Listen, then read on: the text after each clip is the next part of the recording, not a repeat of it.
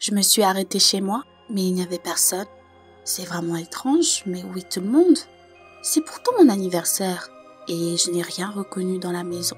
Les meubles étaient recouverts de drap blanc, et le seul bruit était le tic-tac menaçant de l'horloge. Comme si personne n'avait vécu ici depuis longtemps. J'ai regardé au premier étage, mais mes parents étaient introuvables. Je les ai appelés maintes et maintes fois, mais je n'ai entendu que le numéro que vous appelez n'est pas disponible. Maman, papa, est-ce que vous êtes là? J'ai essayé de ne pas paniquer en montant les escaliers. Mais quand je suis entrée dans ma chambre, je n'ai rien reconnu. Mais où sont mes affaires? Il y avait un étrange sac à dos là-bas et des affiches inconnues accrochées au mur. Puis j'ai remarqué notre photo de famille sur la table de chevet. Mais quand je me suis rapprochée, j'ai été horrifiée. Il y avait une fille complètement différente à côté de mes parents et de ma sœur. Mais où suis-je? Les larmes me montèrent aux yeux. C'est comme si j'étais effacée de leur vie. Et c'était le jour de mon anniversaire. La veille, j'ai invité mon petit ami Hugues dans une quête. J'adore les quêtes. J'étais constamment à la recherche de sensations fortes. Une fois, j'ai même sauté dans une fosse à serpents. C'était trop cool! Mais j'avais été à toutes les quêtes de la ville. Et cette fois, je ne m'attendais à rien de spécial. Mais c'était une chance de se rapprocher d'Hugues. Nous sommes devenus très distants ces derniers temps. Nous avons même moins parlé. Parfois, je pensais qu'il allait me larguer. Mais cette soirée était censée nous rappeler à quel point nous étions faits l'un pour l'autre. La quête s'est déroulée dans un sous-sol et nous y sommes allés. La direction nous a souhaité une sacrée aventure, puis nous sommes descendus des escaliers. J'espérais que ce serait un peu effrayant, mais ce fut un désastre absolu. Les accessoires étaient pathétiques, des boyaux de saucisses, des couteaux en plastique recouverts de peinture. À la sortie, ils ont accroché un fantôme gonflable. Sérieusement? J'ai ri de bon cœur et je me suis tournée vers Hugues. Mais il n'était pas là. Est-ce que vous plaisantez?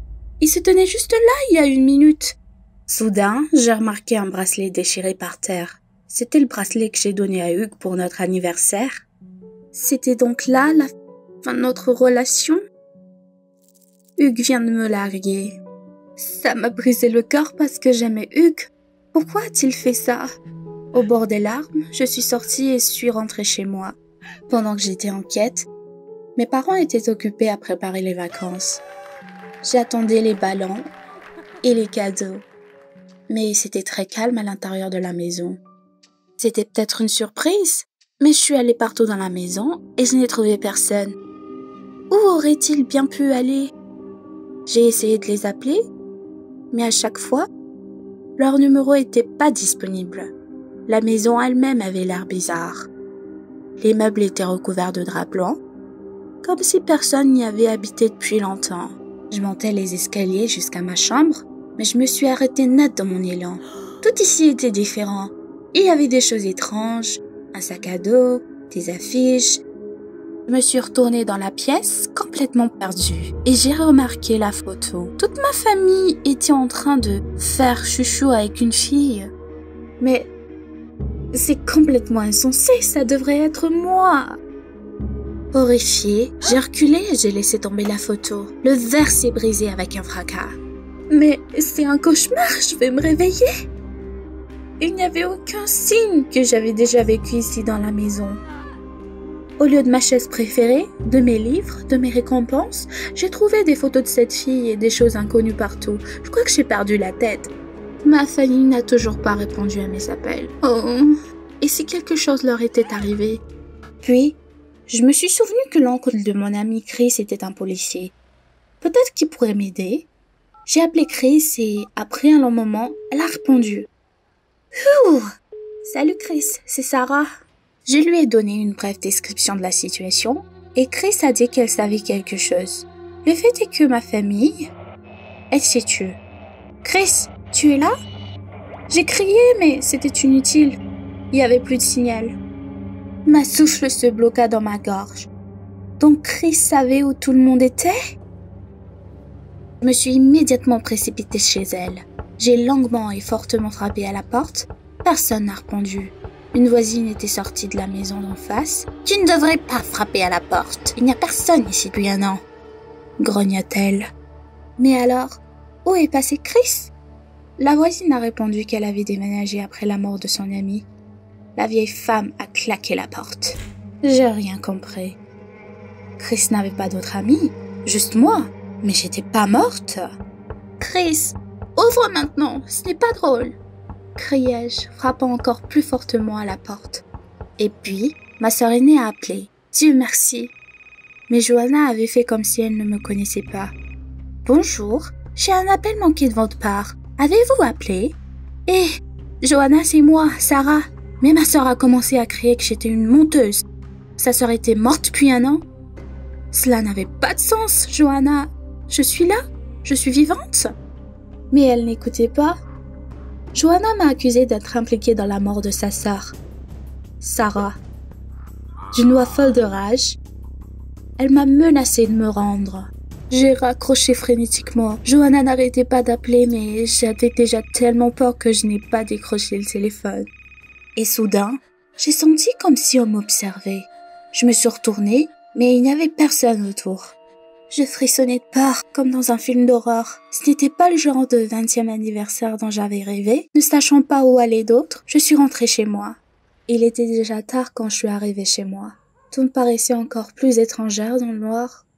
J'avais peur d'entrer, mais je remarquai une lumière dans ma chambre. Quelqu'un était de retour. Ravie, j'étais déjà sur le porche quand la porte s'ouvrit en grinçant. C'était Johanna. Elle a souri malicieusement, disant que c'était bien que je vienne à elle moi-même. Vous répondrez de la mort de Sarah, cria soudain Johanna, et se jeta sur moi. J'ai couru, paniquée. Mais que se passe-t-il? Johanna, reviens à tes sens. Mais je suis ta sœur. Mais Johanna m'a conduit dans les ruelles étroites et criait que je ne pouvais pas m'éloigner d'elle. J'ai essayé d'appeler à l'aide, mais il n'y avait personne dans la rue. Et puis j'ai vu un signe qu'il y avait un café ouvert 24 heures sur 24 à côté. Je me suis précipitée là-bas. J'ai couru vers l'entrée et j'ai tiré la poignée, mais elle n'a pas bougé. Et puis j'ai vu une pancarte sur la porte qui disait « Nous avons déménagé ». C'est fini. Je regardais en arrière, je pouvais déjà voir la silhouette inquiétante de Johanna à la lumière de la lanterne, juste à côté. Merde, c'est fini. Mais ensuite, j'ai remarqué la même quête où j'étais avec Hugues. La porte du sous-sol était entrouverte, c'était ma chance. Je me suis précipitée à l'intérieur et j'ai barricadé la porte. Mais Johanna l'a martelée fortement. J'ai prié que la porte tienne. La porte se pliait de plus en plus sous ses attaques. Les charnières étaient sur le point de s'envoler. Quelques minutes plus tard, ça s'est arrêté. Était-elle partie? Mais juste au moment où je poussais un soupir de soulagement, j'ai entendu un fracas assourdissant. Johanna a brisé la porte avec son pied. Des éclats se sont envolés sur moi et le visage fou de Johanna est apparu dans le trou avec un sourire tordu. Terrifiée, j'ai couru dans les couloirs sombres du sous-sol. J'ai entendu que Johanna était déjà à l'intérieur, me suivant de près. Désespérée, j'ai regardé autour de moi et j'ai crié à l'aide, mais personne n'a répondu. Soudain, j'ai heurté un mur. Que dois-je faire ensuite? Johanna était déjà proche, j'avais nulle part où courir. Et puis, j'ai vu le placard, c'était mon dernier espoir. J'y suis montée et je me suis assise là, essayant de ne pas respirer.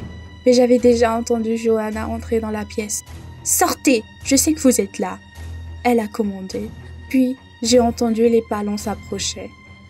Je ne pouvais plus bouger, tellement j'avais peur. Soudain, la porte du placard s'ouvrit. « S'il vous plaît, ne me faites pas de mal !» À ce moment-là, j'étais aveuglée par un éclair de lumière vive, ouvrant les yeux avec difficulté. J'ai vu mes parents, tous mes amis, Chris et Hugues. « Joyeux anniversaire !» tout le monde a crié. Johanna a fait un clin d'œil. Il s'est avéré que Hugues l'avait persuadé depuis longtemps d'organiser une quête unique pour moi. J'avais donc tort de soupçonner. Et Hugues m'aimait vraiment, puisqu'il avait tout planifié. Il a convaincu tout le monde. J'aime tellement les sensations fortes. C'était donc un canular. J'ai failli m'évanouir de peur. Je voulais crier ce que je devrais faire avec eux pour de telles blagues. Mais soudain, ma vision s'est assombrie et le sous-sol a semblé tourner devant moi. J'ai commencé à m'étouffer et à perdre connaissance. J'avais à peine ouvert les yeux. Où suis-je? Que se passe-t-il? Mais le médecin est venu vers moi et m'a dit que j'étais à l'hôpital. J'ai été amenée ici en ambulance. Je me sentais très faible. Étais-je en phase terminale? Mais le médecin m'a rassuré que c'était un évanouissement. Et maintenant, tout allait bien. J'avais juste très peur. Tu ferais mieux de faire autre chose que de faire des quêtes, plaisanta-t-il. Le médecin a dit que j'avais un cœur faible. Heureusement, je n'ai pas eu de crise cardiaque. me sentais très triste de m'être rendue dans cet état. Pour tenter de me chatouiller les nerfs, j'ai complètement oublié la vraie vie. Voilà, plus d'horreur. Des amis et des membres de la famille anxieuse sont entrés dans ma chambre. Ils avaient des cadeaux entre les mains et Hugues m'avait apporté un bouquet de mes fleurs préférées. Merci, dis-je avec lassitude. C'est le 20e anniversaire que jamais je n'oublierai. Salut, je suis Lisa et j'ai 16 ans. Avez-vous des phobies? Vous avez peur de quelque chose?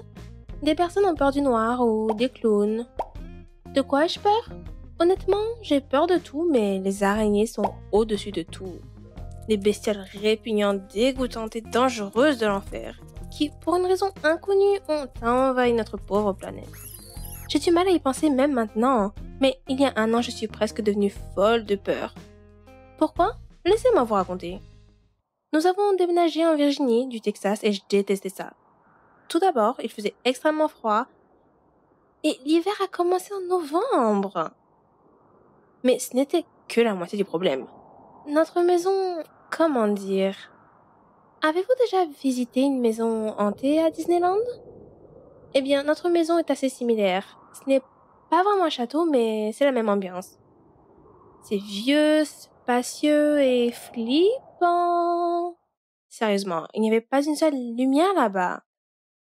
Dans certaines chambres, par exemple dans la mienne, le soleil n'était visible que le soir quand il se couchait.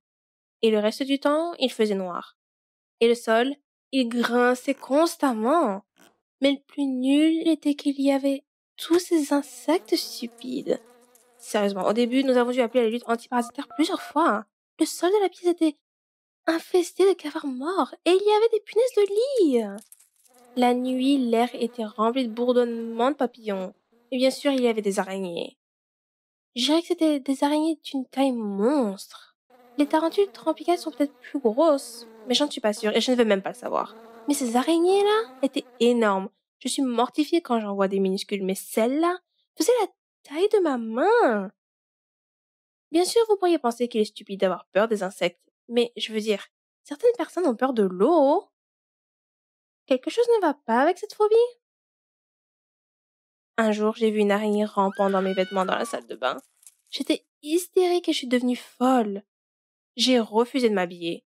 Je ne voulais pas retourner dans cette salle de bain, hein.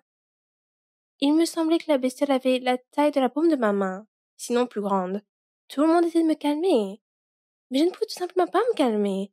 J'avais très peur de ne pas pouvoir m'endormir la nuit. Je n'arrêtais pas de penser que ces foutues araignées étaient partout et pas seulement dans leur stupide toile d'araignée, dans les coins, mais qu'elles rampaient partout.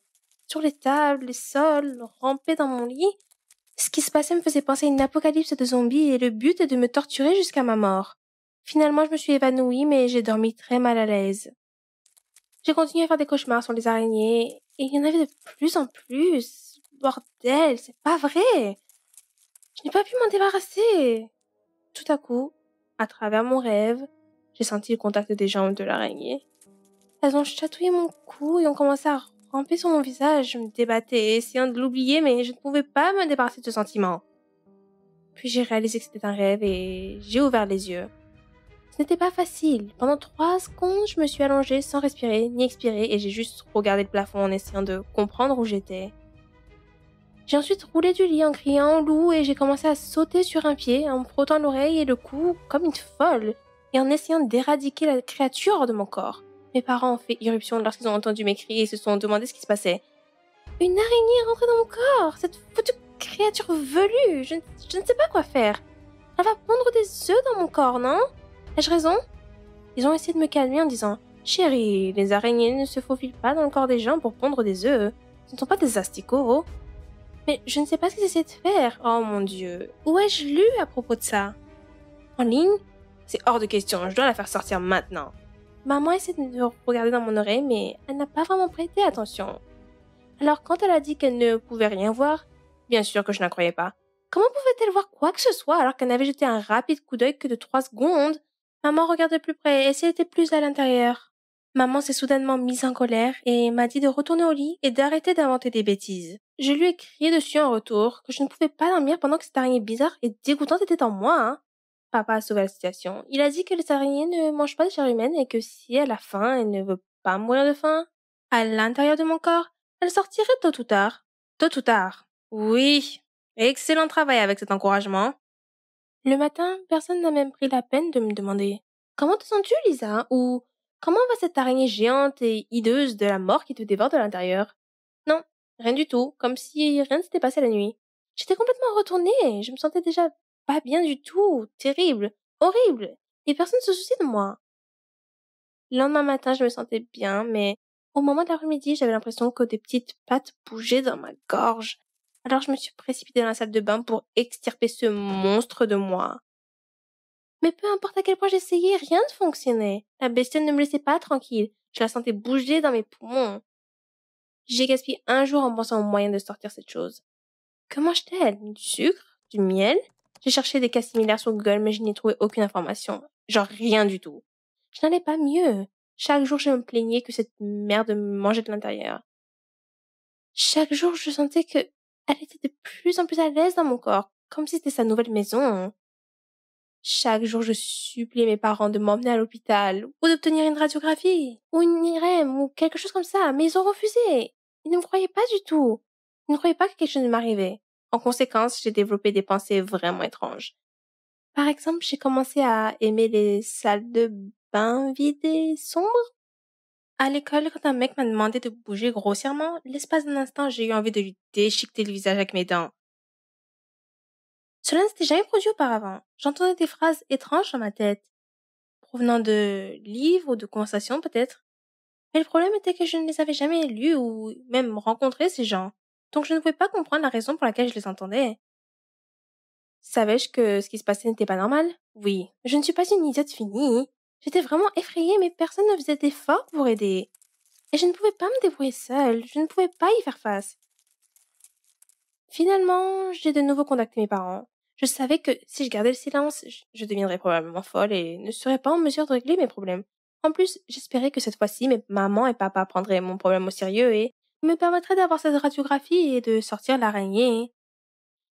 Ils m'ont pris au sérieux, mais la réaction était un peu plus différente que ce à quoi je m'attendais. Oui, oui, oui, ils ont dit. Oui, oui, oui. Waouh, ce n'est pas bon, nous devons aller chez le médecin. J'étais tellement soulagée que j'ai finalement pu les convaincre que je suis montée sur la banquette arrière de la voiture sans aucun soupçon. Mais en discutant avec le médecin, j'ai réalisé que quelque chose n'allait pas. Il n'a pas proposé de faire une radiographie, mais posait beaucoup de questions sur les voix dans ma tête et ma peur des araignées. Et puis, j'ai lu le panneau.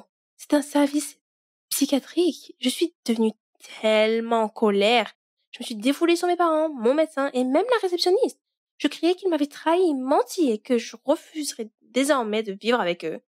Et que je ne resterai jamais dans cette clinique. Ils ont essayé de me donner une injection de sédatif, mais je suis sortie parce que mes parents ne me tenaient pas assez fort. Je courais dans la rue et une voix dans ma tête ne cessait de répéter « Tuer, tuer, tuer !» Je ne suis pas allée bien loin. La sécurité m'a appréhendée et m'a ramenée. Je pleurais comme un bébé. J'avais l'impression que c'était la fin. Ma vie était finie. Je sentais des petites pattes d'araignée piétiner mon cœur de l'intérieur. Et je savais que la clinique aiderait l'araignée à me manger jusqu'à ce qu'il ne reste plus rien de moi. Tout à coup, le médecin a demandé « Voulez-vous qu'on vous fasse une radiographie ?» J'ai répondu « Oui, c'est la seule chose que je veux. » Et il a simplement répondu « Ok, programmons-en une pour demain. » Comment vous sentiriez-vous si vous obteniez soudainement ce dont vous rêviez depuis si longtemps? Je ne pouvais tout simplement pas y croire. Mon problème pouvait-il être résolu aussi facilement? J'essayais de faire céder mes parents depuis si longtemps. Et maintenant, le médecin me l'offrait comme ça? En fait, j'ai reçu une radiographie le lendemain et elle a montré que je n'avais rien en moi. Mais attendez, qu'en était-il de mes sensations? Des voix dans ma tête? Le médecin expliquait que j'aurais pu avaler une araignée dans mon sommeil, mais elle ne pourrait pas survivre en moi et mourrait probablement dans mon estomac et sortirait de façon naturelle. Cela arrive parfois, c'est assez rare, mais après cela, les gens peuvent effectivement ressentir de la peur, de la panique et de la paranoïa. J'ai vraiment besoin de prendre soin de ma santé mentale, mais ma peur n'était pas auto-créée comme le pensaient mes parents. J'allais sauter de joie. Le médecin s'est avéré être un gars incroyable qui a pris soin de mes problèmes et a été attentif à mes problèmes. Il a persuadé mes parents que ce n'était pas la meilleure chose à faire. Vivre dans une maison effrayante, pleine d'araignées, lorsque votre enfant a de l'anxiété et des phobies. Nous avons donc emménagé dans une maison moins spacieuse, mais au moins elle n'était pas remplie d'insectes. J'ai appris à gérer mes peurs et à me contrôler. Les voix dans ma tête étaient mes émotions modérées. Et maintenant, j'apprends à m'ouvrir davantage pour m'en débarrasser. Et j'ai bu toute la bouteille de l'arbre à thé, juste pour m'assurer de me débarrasser des araignées restantes. Abonnez-vous à notre chaîne et envoyez vos histoires intéressantes. Et si votre vie est bien plus excitante que la mienne,